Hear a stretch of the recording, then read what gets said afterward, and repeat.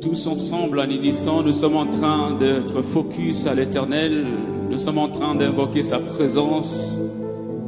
Quel que soit où tu sois, quel que soit, si tu es dans ta voiture, si tu es dans ta maison, si tu es en cours de route, dans une boutique quelque part, je te prie de te joindre à nous dans le même esprit pour invoquer le règne de Dieu ce matin. Nous sommes en train de dire merci à Dieu, lui qui a combattu pour nous. Des combats visibles et invisibles. Lui qui, son règne a été palpable. Lui qui, son règne a été témoigné d'un règne de beauté, de bonté, de bienveillance. Un règne sans précédent. Bien-aimé dans le Seigneur, je suis en train de t'inviter ce matin. Je suis en train de t'inviter en ce moment d'invoquer encore le règne de Dieu. Le règne de Dieu sur cette ville de Béni. Le règne de Dieu sur la République démocratique du Congo. Le règne de Dieu sur tes affaires. Le règne de Dieu dans ta famille. Le règne de Dieu dans tous les aspects de nos vies. Dans la vie politique, dans la vie sociale. Le règne de Dieu. Sa parole est en train de dire dans Psaume 144, verset 15. Heureux le peuple pour qui l'Éternel est Dieu. Je suis en train d'annoncer à quelqu'un, nous sommes le plus heureux parce que l'Éternel est notre Dieu. Nous sommes dans la joie parce que là-haut, il y a celui qui nous soutient.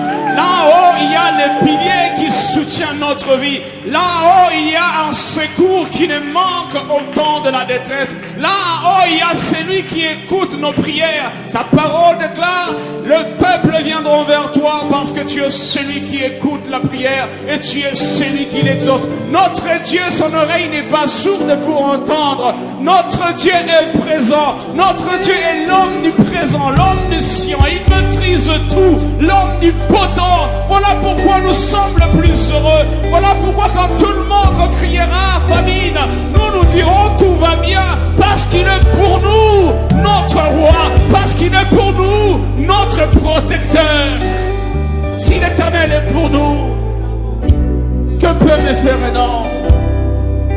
Ils me feront la guerre pour me renverser, mais l'Éternel est pour moi un bouclier, les secours qui ne manquent point au temps de la détresse. Mes ennemis s'élèvent contre moi, ils viennent par un seul chemin, mais lorsque l'Éternel s'élève, ils s'en détournent par 7 chemins. L'Éternel est mon roi. Je suis en train d'inviter ce matin son règne. Seigneur, j'invite encore ton règne. J'invite encore ton règne en ce moment, dans tous les aspects de ma vie. J'invite ton règne dans ma famille. Bien-aimé, invite ton règne dans ta famille, dans tes affaires, dans tes projets. Dans ces moments difficiles, nous avons besoin du règne de Tout-Puissant. Ensemble avec la chorale, nous voulons chanter ce chœur qui invite le règne de Dieu dans notre vie. Alléluia.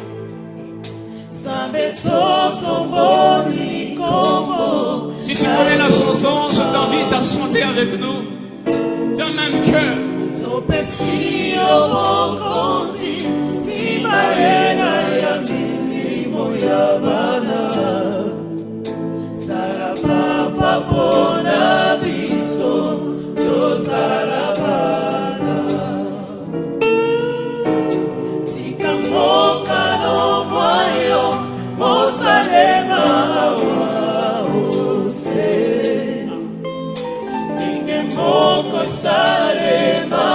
Que ta volonté soit manifeste, Seigneur, sur notre ville, sur notre pays, Seigneur. Nous te donnons le règne, nous te donnons le règne. Prends le contrôle de notre pays, prends le contrôle de notre ville, Seigneur.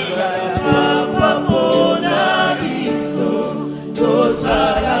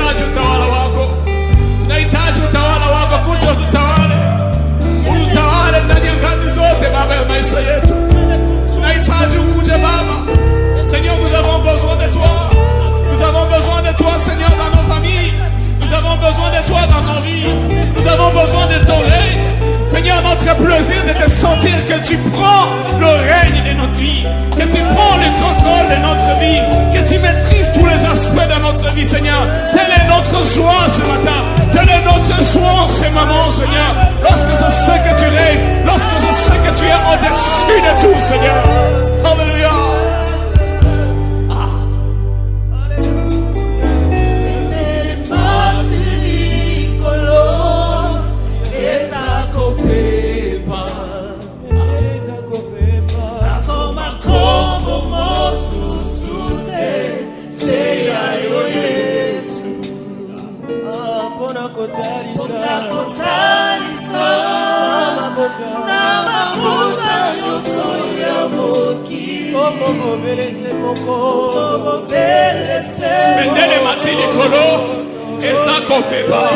Est-ce qu'on peut le dire encore une fois de plus? Vendez les matis.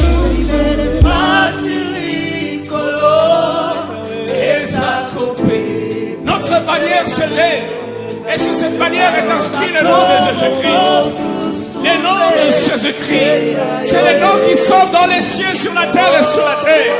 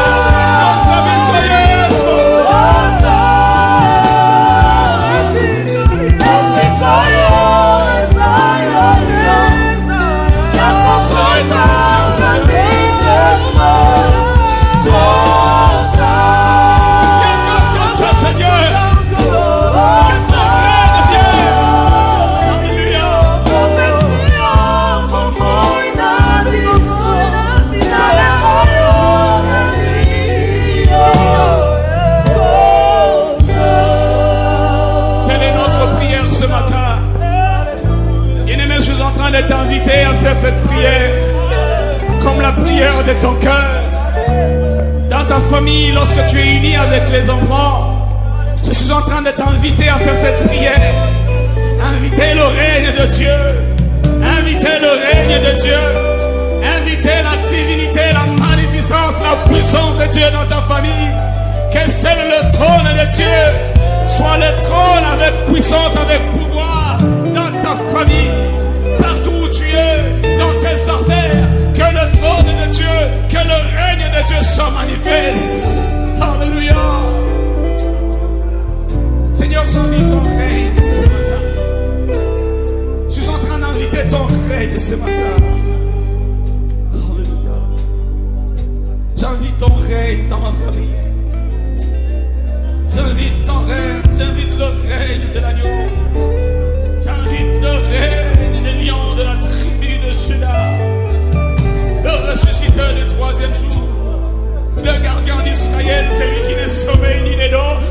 besoin de ce règne. J'ai besoin d'un règne omnipotent. J'ai besoin d'un règne omniscient. J'ai besoin d'un règne omniprésent. C'est le règne dont j'ai besoin dans ma famille. Quand je dormirai, quand je serai dans l'assouplissement, j'ai besoin d'un règne qui est permanent, d'un règne qui ne chancelle pas, d'un règne qui ne dépend pas des humeurs des gens, d'un règne qui est là, d'un règne qui ne dépend pas d'un vôtre. J'ai besoin de ton règne, Seigneur. J'ai besoin de ton règne. Dans notre église, Seigneur, nous avons besoin de ton règne.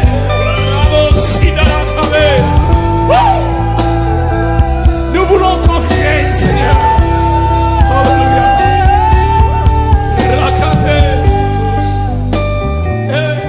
Nous avons besoin de ce règne dans cette église, Seigneur.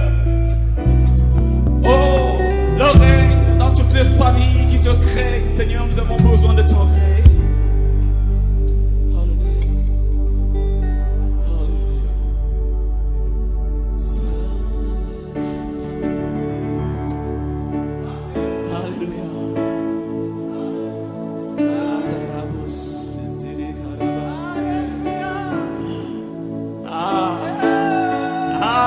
Ce jour merveilleux que tu m'as sauvé, Seigneur.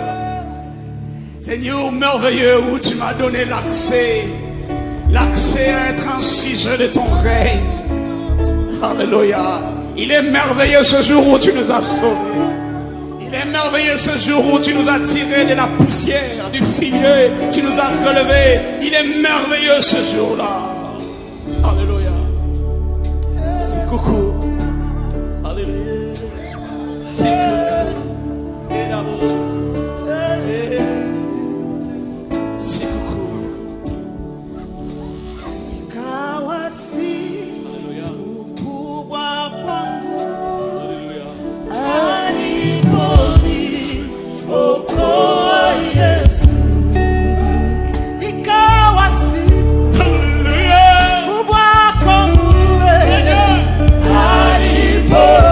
Je t'invite à chanter avec nous.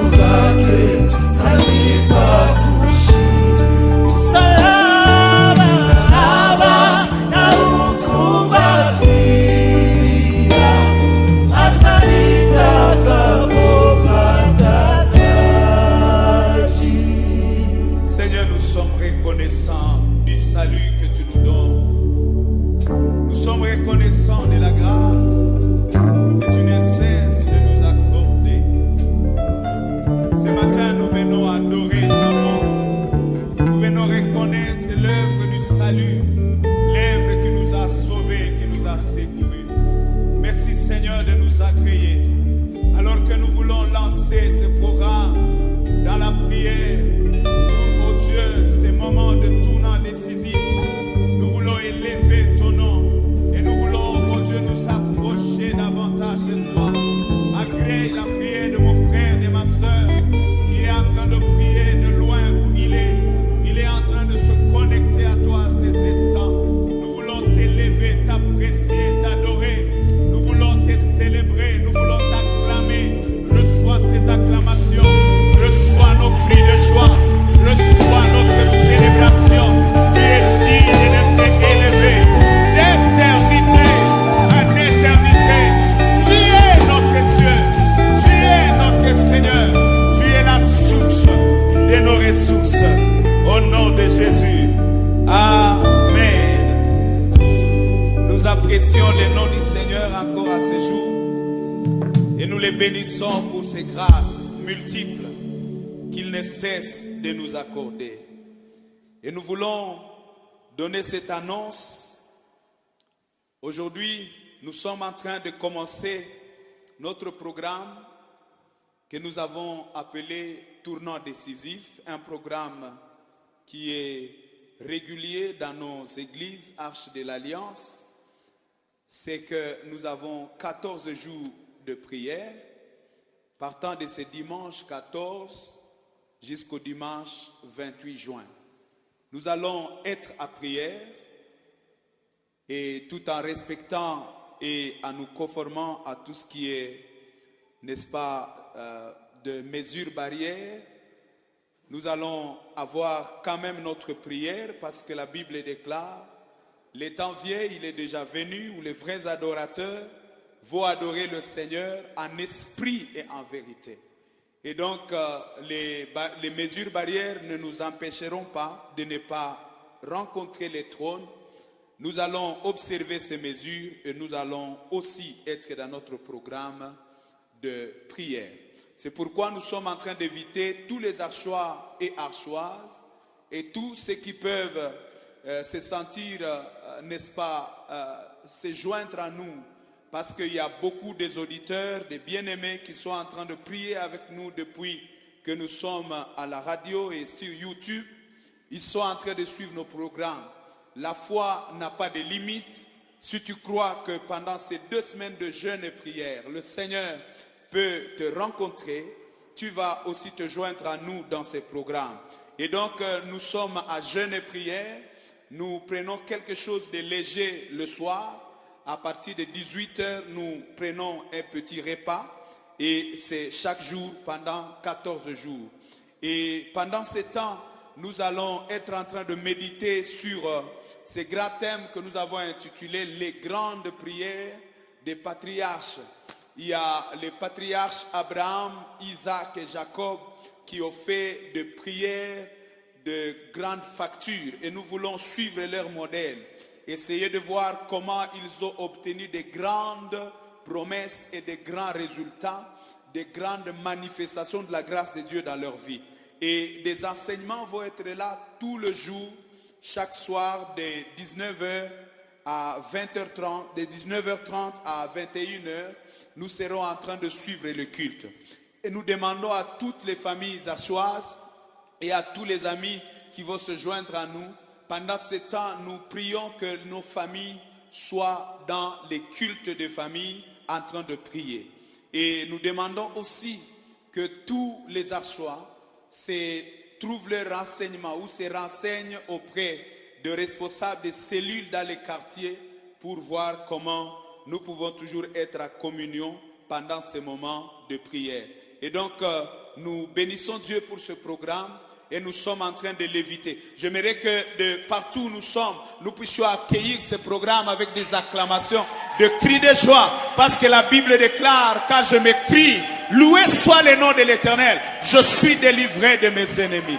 Et je déclare ouvert ce programme, je proclame l'ouverture du ciel, que le ciel soit ouvert et que la grâce de Dieu rencontre tout celui qui sera en train de prier. Nous allons prier pour notre nation. Nous allons prier pour notre monde entier pendant ce temps de pandémie. Nous allons prier que le Seigneur nous rencontre. Nous allons prier pour le relèvement de l'économie dans le monde et dans nos familles. Et c'est pourquoi nous croyons que le Seigneur sera là. Toi qui te retrouves dans ces programmes, prie et le Seigneur sera avec toi. Chaque jour jeudi de 19h30 à 21h, tu vas suivre sur la radio Nourou et sur la radio Elisabeth qui seront là pour ce travail. Et nous rappelons aussi que nous serons toujours en direct chaque dimanche de 9h à 10h sur Nourou, sur RTGB, sur Mungano et sur BIS. Et donc nous pouvons toujours rester en contact et même sur notre page Facebook, sur notre page YouTube, vous allez cliquer sur H de l'Alliance bénie et vous allez suivre ce programme. Je prie que le Seigneur vous écoute. Je prie que le Seigneur soit avec vous. N'hésitez pas à déposer un acte de foi. N'hésitez pas d'avoir un programme précis de votre prière, de votre moment avec le Seigneur. Que le Seigneur vous bénisse. Je vous invite à prier avec moi pendant que nous recevons déjà le premier message de ce tournant décisif. Seigneur, bénis ces instants et laisse que Dieu, ce moment, soit béni.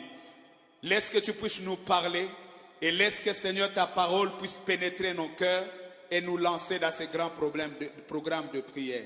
Bénis tes serviteurs dans le nom de Jésus. Amen.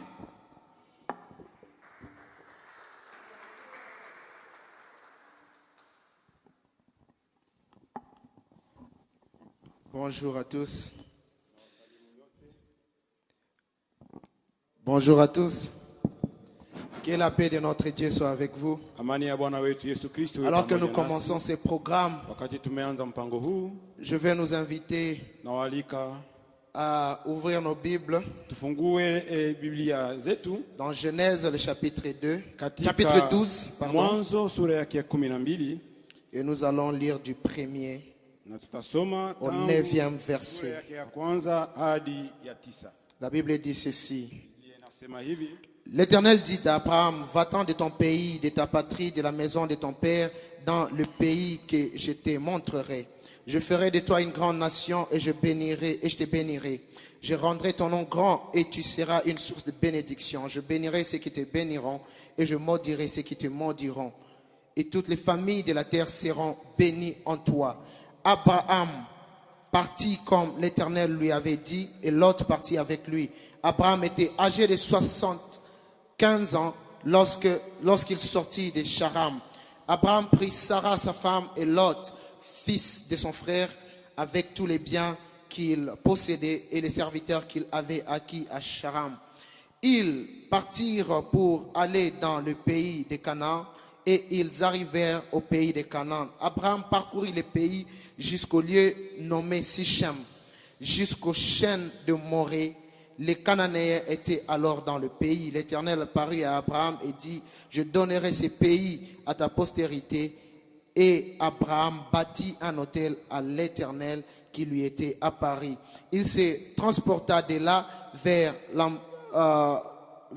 la montagne de l'Orient de Bethel. Et il dressa ses tentes et en Bethel à l'Occident et Haï à l'Orient. Il bâtit encore un autel à l'Éternel et il invoqua le nom de l'Éternel. Abraham continua sa marche et s'avança vers le midi. Amen. Tunasoma katika lugha la Kimombo. Bwana akamwambia Abraham, toka wewe katika nchi yako na jamaa zako na nyumba ya baba yako uende mpaka nchi nitakayokuonyesha. Nami nitakufanya wewe kuwa taifa kubwa na kukubariki na kuwa taifa kubwa na kukubariki na kulikuza jina lako nawe uwe baraka. Nami nitawabariki wakubarikio, naye akulanie nitamlaani, na katika wewe jamaa zote za dunia watabarikiwa. Basi Abrahamu akaenda kama Bwana alivyomwamuru. Lutu akaenda pamoja naye Abrahamu alikuwa mtu wa miaka 75 alipotoka Harani. Abrahamu akamchukua Sarai mkewe na Lutu mwana wa ndugu yake na vitu vyao vyote walivyokuwa wamejipatia, na hao watu waliowapata huko Harani wakatoka ili kwenda nchi ya Kanaani, nao wakaingia katika nchi ya Kanaani. Abrahamu akapita katikati ya nchi mpaka mahali patakatifu pa Shekemu, mpaka mwaloni wa More. Na Wakanaani siku zile walikaa katika nchi hiyo. Bwana akamtokea Abrahamu akasema, uzao wako nitawapa nchi hii. Naye huko akamjengea madhabahu Bwana aliyomtokea. Kisha akaondoka huko akaenda mpaka mlima ulio upande wa mashariki wa Beteli, akaipiga hema yake. Alikuwa na Beteli upande wa magharibi na Hai upande wa mashariki. Akamjengea Bwana madhabahu huko, akalitia jina la Bwana, naye Abrahamu akasafiri akazidi kwenda mpaka kusini. Amen. Amen. Amen.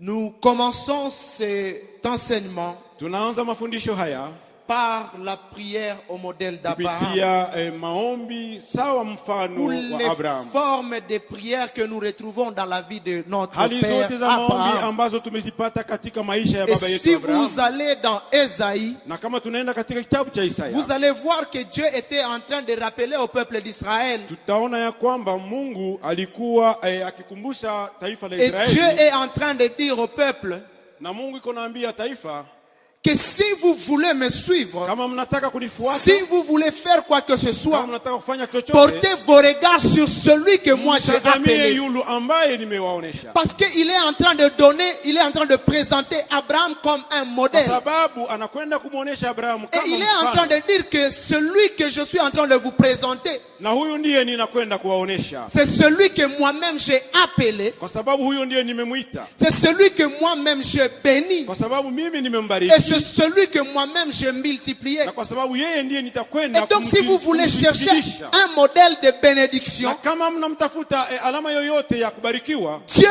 veut que nous puissions regarder la bénédiction dans la vie d'Abraham. Bwana anataka tuangalie baraka kupitia njia ya maisha ya Si il Abraham. faut que nous puissions regarder l'appel, Na kama tunataka kuona mwito, Dieu veut que nous puissions nous référer à la vie d'Abraham. anataka tukamate mfano wa Abraham. Si Dieu veut que nous puissions regarder ce que veut dire la multiplication, Na kama Mungu anataka tuone il faut te kujumlisha, référer dans la vie vivyo d'Abraham. hivyo tutazamie Abraham.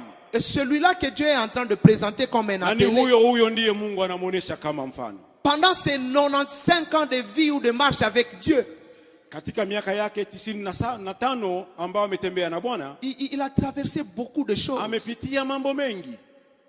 Il a eu des moments où Dieu l'appelle et lui donne des promesses. Kulikuwa wakati ambapo Mungu amemuita na Il y a eu amempa des ahadi. moments où Dieu l'appelle et pendant qu'ils sont en train de marcher, il se rend compte que les promesses de Dieu ne sont pas en train de se Na réaliser. ikafikia wakati Mungu amemuita na wakati kutembea kwake na Mungu ametambua À ya un kwamba moment ahadi aussi avec haijithibitike. Dieu, il se rend compte que Dieu est en train de l'éprouver. Na kuna wakati mwingine ambapo ametambua ya kwamba Mungu anakuwa amemtia katika kumuonesha mambo fulani. Et après les épreuves, vous vous rendez compte qu'il y a des miracles, des séries de miracles. Na katika Et des hizi exaucements. majaribu yote tutaenda kutambua ya kwamba kumetokea sasa miujiza na tena miujiza. Et pendant toutes ces étapes de sa vie, Na katika hivi vipindi vyote vous allez vous rendre compte que Abraham a certaines conversations que lui-même est en train d'avoir avec Dieu. na tutaona ya kwamba kuna wakati ambapo Abrahamu mwenyewe anakuwa na muda ambapo anakaa chonjo pamoja na Mungu wake. Et en commençant la vie d'Abraham dans Genèse chapitre 12, Na tukiona maisha ya Abrahamu katika Mwanzo sura 12, déjà au début de son appel, mwanzo ya mwito wake, vous vous rendez compte qu'il y a une forme de prière tutatambua ya kwamba kuna hali ya maombi que Abraham est en train de faire en inaugurant sa marche avec Dieu. ambayo Abrahamu iko nafanya katika kufungua kutembea kwake pamoja na Mungu. Et quand il arrive à Bethel, Na wakati amefika Beteli, l'endroit là où Dieu lui a promis, il a dit, va-t'en de ton mahali pays. ambapo Mungu amemwahidi na kumwambia toka kwenda nje ya Quand nchi il yako. arrive dans l'endroit où Dieu lui a demandé d'arriver, Wakati amefika mahali hapo, il voit cet endroit, il regarde. ameona mahali hapo ya kwamba ni mahali Il a une façon de parler à Dieu ambapo patamruhusu yeye awe na muda wa kukaa pamoja na Mungu katika hali ya upekee. Il a une façon de parler à Dieu Jinsi ya upekee kuzungumza na Mungu.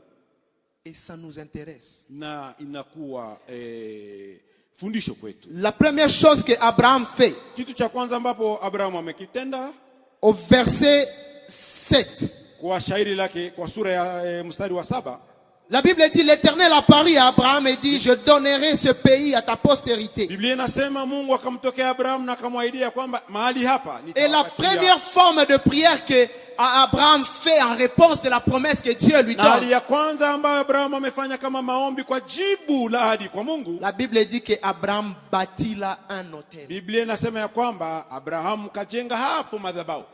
Il continue sa marche, il continue à parcourir le pays. Akaendelea kutembea akifanya ujasusi na kwenda kugundua nchi. Et quand il arrive à un autre Na endroit, wakati amefika mahali pengine, non seulement qu'il va encore bâtir un autre hapo autel, pia amejenga madhabahu. mais au verset 8, la Bible dit, il Kwa shairi la invoqua sita. le nom de l'Éternel. Na akainua hapo jina la Kristo la Bwana.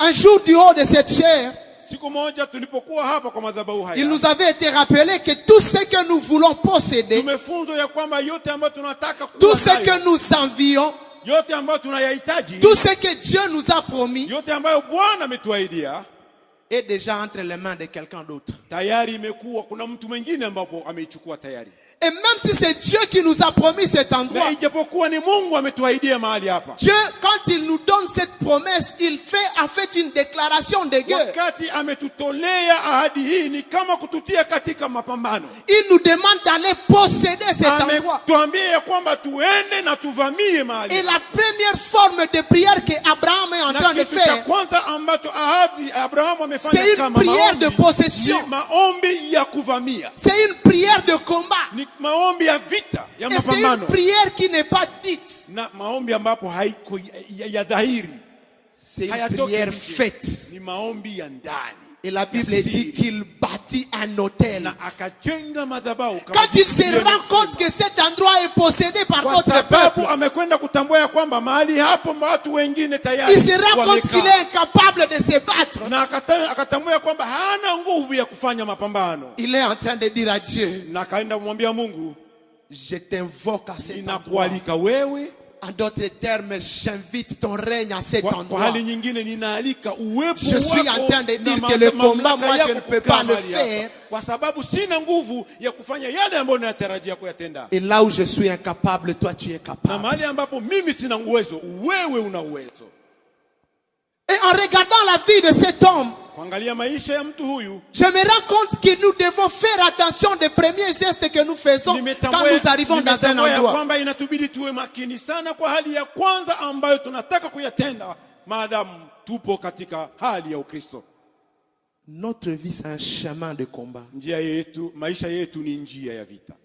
Et quand nous arrivons dans un premier endroit où Dieu nous veut, Na wakati tumefika mahali ya kwanza mahali ambapo Mungu anatuhitaji, même si c'est Dieu qui nous a promis cet endroit, ijapokuwa ni Mungu ambaye tuahidia mahali hapo, c'est un combat que nous ni déclarons. vita ambayo tumeingia ndani. Et quand tu arrives dans un camp ennemi, Na wakati umeingia et katika tu ne kambi sais pas invoquer le règne de Dieu dans na cet kama endroit, hauna wakati wa kualika uwepo tu wa ne Mungu sais mahali pas hapo, appeler la présence de Dieu kama dans cet endroit, hauite mahali nguvu za Mungu mahali pale, ça veut dire que tu es en train d'appeler un autre règne. Parce que le monde ina maana ya kwamba kuna uwepo mwingine na nguvu zingine ambazo kunaziita. n'est pas un endroit où toute chose est physique et normale. Dunia si mahali ambapo kila kitu kiko rahisi. Tout sur cette terre, c'est un combat spirituel. Yote katika dunia hii ni vita katika ulimwengu wa roho. Ni Si tu mapambano. n'invites pas le règne de Dieu, Kama hawalike uwepo wa Mungu, le règne du diable va s'inviter. uwepo wa shetani ndio unakuja na unakaa. Et nous devons faire attention avec le premier geste que nous faisons quand nous arrivons dans un endroit. Inatubidi tuwe makini sana kwa hali ya kwanza na tendo la kwanza ambalo tutalitenda. Il y a ceux qui Wakati arrivent dans tumefika un nouveau travail wakati wanafika kwa kazi yangu, wengine wanafika kwa et kazi la nyingi. première chose qu'ils font, Kazi ya kitu cha kwanza wanatenda ils veulent voir où est-ce que je vais commencer par voler. wapi. Ya kwanza natafuta nitaanza kuiba hapa namna gani. Tu arrives dans une ville, Unafika katika mji, la première chose que tu cherches, kitu cha kwanza unaitafuta où est-ce qu'on peut trouver les prostituées dans cette ville. mahali gani nitapata makahaba mahali hapa. La vie, c'est un combat. Maisha ni vita, ni mapambano. Et quand nous invitons le règne de Dieu dans notre vie, Na wakati tunalika uwepo wa Mungu ndani ya maisha yetu, le règne du diable va. uwepo wa shetani unakimbia mbali nasi. Alléluia. Haleluya. Et Abraham est en train de dire, Na Abrahamu anakwenda kunena, il dit, Seigneur, je veux que je possède cet endroit. Baba ninahitaji mahali Je hapa. veux que tu me donnes cet endroit comme tu l'as promis. Ninahitaji unipatie mahali hapa kadiri umeniahidia. Mais je t'invoque pour que toi tu Lakini règnes. ninakualika ili wewe Parce que uwe là où wa kwanza Dieu kufika règne, mahali hapa. il te donne le territoire là où Kwa lui-même sababu va mahali régner. ambapo wewe unashuka, hapo ndipo Mungu anakwenda kukupatia mahali hapo ili upamiliki. Alléluia. Haleluya. Alléluia. Haleluya. Il consacre cet endroit à Dieu. Anakwenda kuweka mahali hapo wakfu kwa ajili yako. Et les sacrifices que Abraham a fait, Na sadaka ambazo Abrahamu amekwenda kufanya c'est une forme de prière qui invite, ni hali ya maombi ambayo inakuwa mwaliko, inafanya aliko, qui impose ambayo inaleta kushimika le règne de Dieu. utawala wa Mungu. Alléluia. Haleluya. Et après son départ de l'Égypte, au chapitre 13, quand il revient, Tukichunguza Biblia kwa sura yake ya 13 alipotoka Misri, il arrive dans un endroit qu'on appelle Mamré, amefika mahali fulani wameita Mamre, près d'Hébron. pembeni ya Hebroni hapo. Et quand il arrive à cet Na endroit, wakati amefika hapo, il ne cherche pas le chef coutumier. hatafute wale wazee mahali, Il ne cherche pas le roi. hatafute mfalme, Il bâtit un hôtel. amekwenda kujenga madhabahu. Et donc la première forme de prière que nous allons voir dans la vie d'Abraham, Hali ya kwanza ya maombi tunakwenda kuiona katika maisha ya Abrahamu, nous allons voir les hôtels que Abraham a tutaona construits. ni hali ya madhabahu, Les moments d'invocation du règne mahali de ya Dieu kualika uwepo wa Mungu et leur retombée na matokeo yake dans la vie du patriarche. katika maisha ya wazee wetu wa kwanza, mababu. La deuxième chose que nous constatons dans la vie Kitu cha d'Abraham, pili tunakwenda kutambua katika maisha ya au verset Abraham 14 et au verset 15, kwa sura yake ya 14 na 15, nous voyons une seconde forme de prière. tunaona analeta hali nyingine ya maombi, Une conversation qu'il est en train d'avoir avec Dieu. mazungumzo ambayo anakuwa nayo na Mungu. Et ça, c'est la deuxième Ni dimension hali ya pili, tabaka ya pili de ambayo l'intimité que cet homme avait hali avec ya Dieu. siri yake pamoja na Mungu. Si au premier plan, Kama kwa picha ya kwanza c'est Dieu qui parle ni Mungu ndiye anazungumza na Abraham, et lui, il agit par ses hôtels. na yeye analeta matokeo kwa kujenga madhabahu. La deuxième forme ici, Hali ya pili, picha ya pili, sura ya pili, ils entrent en conversation avec wanaingia Dieu. katika mazungumzo ya siri. Il Katikati commence ya à Mungu, plaider. yeye na Mungu binafsi. Il commence Kwa à siri. plaider avec Dieu. Anakuwa katika hali ya Il kutetea. commence à être capable de rappeler à Dieu ses promesses. Anakuwa na uwezo wa kuanza kukumbusha Mungu. Il commence à être capable de dire à Dieu, c'est comme si je commence à être fatigué parce que les promesses ne sont pas Ameenda sasa répondues. kukumbusha Mungu, inaonekana mimi naanza kuchoka na yale ambayo umenipatia kama ahadi. Et à ce point, il a demandé à Dieu de lui Na donner un kwa hali signe. hiyo ameomba Mungu ya kwamba nataka alama. Il dit, Seigneur, comment reconnaîtrais-je? Baba, nitajuaje? Et Dieu le prend, il l'amène. Na Mungu amemchukua Il dit, va à l'extérieur. na amemtoa nje. Regarde. Chunguza, Est-ce que tu vois les étoiles? umeona nyota? Il dit, oui, je les vois. Anasema ndiyo, nimeona. Il dit, c'est comme ça que je ferai. Na ni hivyo ndivyo nitafanya. C'est un moment d'intimité où tu es face à face avec Ni Dieu. hali ya siri ambayo Abrahamu iko yeye na Mungu C'est wake. un moment de conversation Ni avec hali Dieu. ya mazungumzo na Mungu. Beaucoup d'entre nous pensent que c'est une mauvaise chose de demander des signes à Dieu. Wengi kati yetu wanafikiria kwamba ni makosa kuomba Mungu alama. Et Abraham demande des signes à Lakini Dieu. Abrahamu anamuomba Mungu alama. Non seulement que Dieu lui donne des signes, Mungu amempa alama, mais Dieu est en train de lui dire ce qui va l'arriver. lakini vile vile Mungu anampa habari ya mambo ambayo Il donne des mbele zake. détails Anampa kabisa ufahamu katika upambanuzi kwa wazi sur comment les choses vont kwa se jinsi dérouler. gani vitu vitatendeka.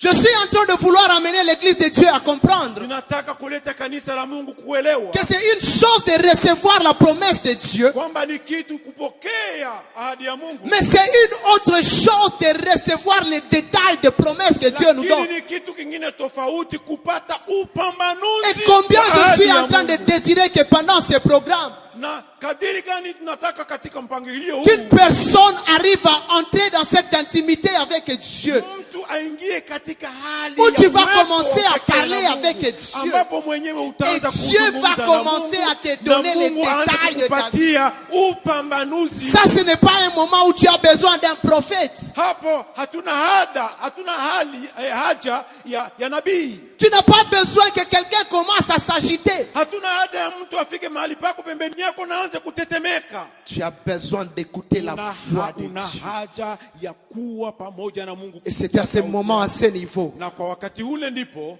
que la Bible était en train de promettre. inasema Il dit à ce jour-là, inaleta ahadi les siku vieillards auront des songs, wazee les jeunes gens watapata auront des ufunuo, visions. Combien je suis en train de prier que pendant ces moments que nous sommes en train d'entrer dans l'intimité avec Dieu, que ces visions vous viennent clairement, que Dieu nous donne des détails upambanuzi wazi sur les promesses qu'il nous a données. kwa ahadi ambazo ametupatia. Vous savez qu'il y a des moments où les promesses viennent, mais ils sont tellement ambigus que tu ne sais pas comment ça peut se faire. Kuna wakati ahadi zimefikiria ambapo hatuwezi kuzipambanua na kuyaelewa. Tu ne sais pas comprendre comment cette promesse va s'accomplir. Unashindwa kuelewa ahadi hii matokeo yake ni gani katika maisha Mais yako. à ce stade, Abraham ne sera plus surpris de voir comment l'exaucement arrive. Abraham amefikia kipindi ambacho wamempa ahadi na ameona matokeo. Quand ça va arriver, il dit l'Éternel me l'avait déjà dit. Wakati imetokea anasema jambo hili tayari Bwana. Combien je désire que les chrétiens arrivent à un niveau où tu n'es plus surpris des choses que Dieu a fait. Quand il les fait, tu dis il me l'avait déjà Ni dit. kitu cha furaha sana wakati kanisa na Wakristo watafika kipindi Que pendant que j'avance dans ma vie, dans ma marche avec Dieu, katika maisha ya kwenda pamoja na Mungu, que je sois capable de voir les détails. nifike kiwango cha kuona matokeo na upambanuzi kwa Et wazi. ça, ce sont des moments d'intimité entre Hii nous ni hali ya urafiki ya mtu pamoja na Mungu wake. et Dieu. Na Mungu.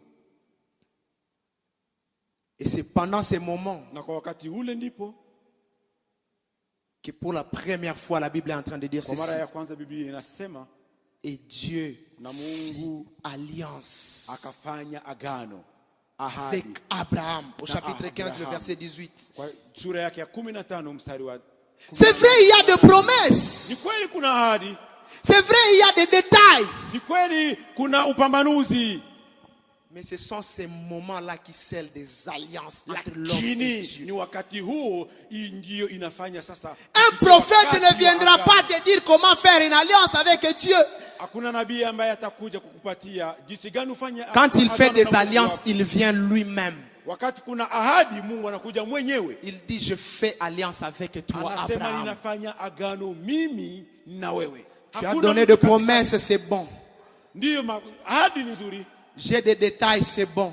Ninakuwa na ufafanuzi ni vizuri. Mais quel est le soubassement de Lakini tout ce que j'ai donné? msingi na lengo lake ni gani? C'est l'alliance que Dieu traite avec Ni Abraham. ahadi, ni agano ambalo Mungu anafanya pamoja nawe katika ahadi. L'alliance que Dieu traite avec Abraham. Ni agano ambalo Mungu anakuwa pamoja na Abraham. Quand nous entrons dans des moments d'intimité avec Dieu comme ça, Wakati tupo katika hali ya upekee pamoja na Mungu. quand il nous donne des détails sur notre vie, Wakati anatupatia C'est là- vitu vyote kwa wazi ndani ya maisha yetu. cela forge notre confiance envers Dieu. Inatufikisha katika kiwango kingine cha imani. Très souvent- na kuwa na kumwaminia Bwana wetu. Très souvent, nous n'avons pas confiance en Dieu Kwa mara nyingi tunakosa kuwa na uaminifu kwa Mungu parce que nous n'avons jamais entendu sa kwa voix. sababu hatujawahi kusikia sauti yake. Parce que nous écoutons sa voix de telle personne, Tunasikia sauti yake kupitia watu nous wengine. écoutons sa voix de telle autre personne.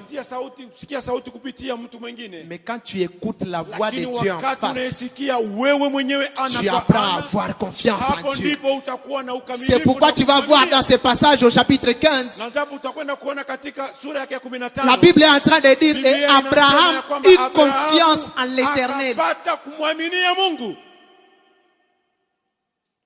Quelles sont les choses qui vont faire que tu aies confiance en Dieu, même quand il n'a pas encore répondu Kitu à gani la prière? kitakufanya mimi na wewe tuwe na matumaini kwa Bwana ijapokuwa hajajibu maombi yetu? Alléluia. Haleluya.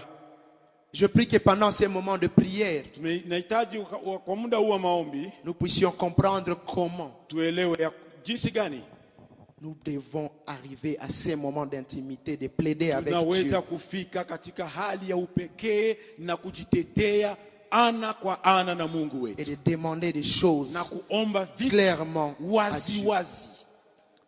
La troisième forme Hali ya tatu de prière que nous allons voir et exploiter dans ce passage, dans cette vie de notre ya patriarche maombi ambayo Abraham, tunakwenda kuona kwa maisha ya babu wetu Abrahamu c'est au chapitre 18, ni kwa sura ya 18.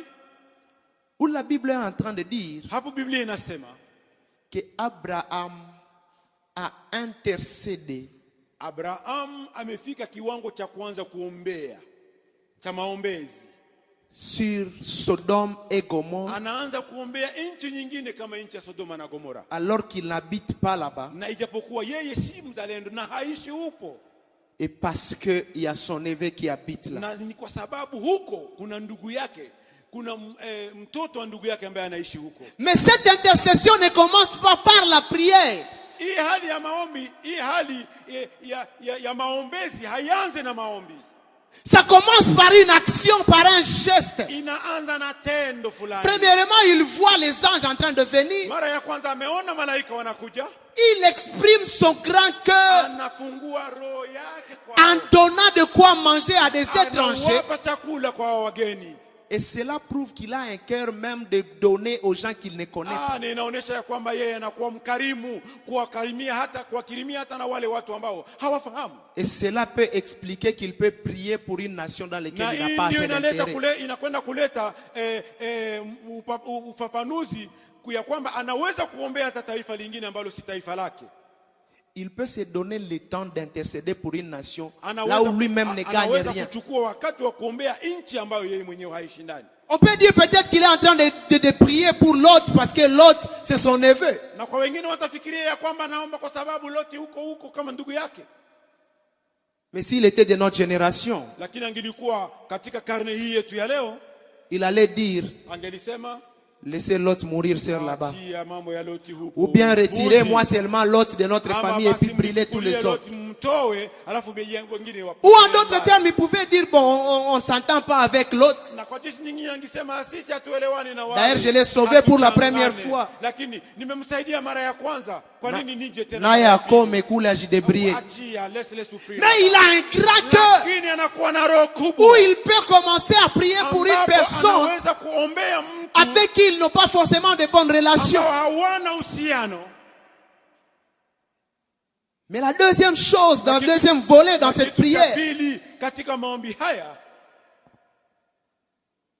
c'est que lui-même d'abord, ni yeye mwenyewe il a des requêtes non exaucées. anakuwa na mahitaji ya kuombea Dieu lui a promis, ça fait 25 ans. ambayo Mungu amempatia ahadi muda wa miaka 25 iliyopita, Mais ça n'est jamais arrivé. na haijawahi kutokea. Si c'était moi, j'allais dire, bon, qu'est-ce qui se passe? Vous voulez brûler, commencez par me bénir ici, moi. Ilikuwa mimi ningeanza kusema Bwana, kwanza uanze kunibariki mimi, Et si vous ne pouvez pas me bénir, allez brûler tout le monde, ma fout, na tout kama fait huwezi kunibariki mimi, allez laissez que les autres périssent, je m'en fous moi. Mais Abraham peut oublier ses requêtes. Mais unaenda kuona kwamba Abrahamu anakwenda kutia Il part mahitaji yake s'agenouiller nyuma, pour les requêtes de quelqu'un anakwenda d'autre. kujiweka magoti na kuombea. Je vais mahitaji dire ya l'intercession, wengine. c'est un travail de personnes fortes. Maombezi ni kwa wale mashujaa. L'intercession, c'est pour des personnes qui ont un grand cœur. Maombezi ni ya watu ambao wana moyo mkuu. L'intercession, c'est pour des personnes qui peuvent donner sans attendre quoi que ce soit de retour. Maombezi ni kwa watu ambao wako tayari kupana. C'est vrai que Dieu ne m'a pas encore répondu. Si kwa sababu Mungu hajajibu, Mais je vais prier pour les autres. lakini nitaomba kwa Et ajili ya nous wengine. voyons Abraham en train de Na s'agenouiller, tunaona en train de Abrahamu s'agenouiller, kupiga magoti, en train de prier pour akiomba une nation kwa ajili ya taifa pécheresse. ambayo iko katika dhambi. Alléluia. Haleluya. Où sont ces intercesseurs aujourd'hui? Wako wapi? Où sont ces personnes qui peuvent se donner Mungu à wa leo. prier pour la Somalie alors qu'ils n'ont pas des intérêts Wako dans la wapi Somalie? wale watu ambao wataombea taifa lingine ijapokuwa hawako wananchi wa taifa hilo?